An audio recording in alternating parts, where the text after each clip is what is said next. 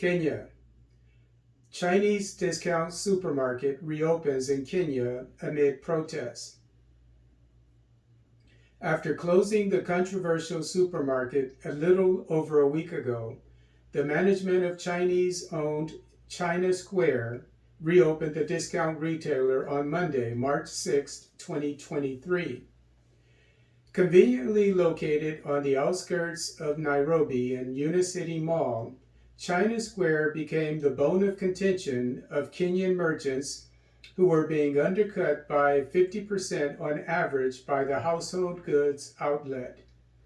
According to the BBC, Kenyan beauty equipment merchant Peter Sitati said, while he charges $43 for a plastic pedicure stool in his store, China Square charges $21 for the same item.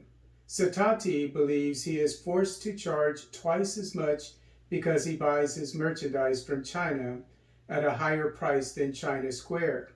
The management of China Square claims the reason it can buy merchandise from China at a much lower price is because it buys more volume.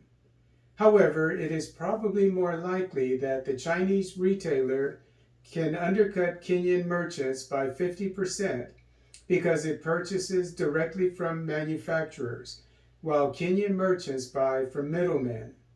Before China Square temporarily closed its doors, Kenyan Trade Minister Moses Kuria said, quote, "We welcome Chinese investors to Kenya, but as manufacturers, not traders," unquote.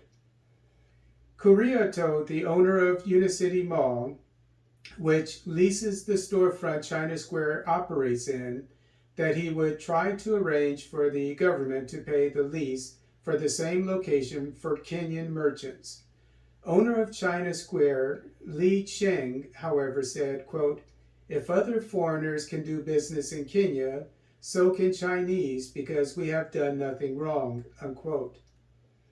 As stated in the BBC, although Kenyan President William Ruto has remained on the sideline during the China Square affair, he went out of his way to voice his disapproval of such an arrangement while on the campaign trail last year, stating, quote, "We have agreements with different countries on what level of business or work is to be done by locals and which one is allowed to foreigners.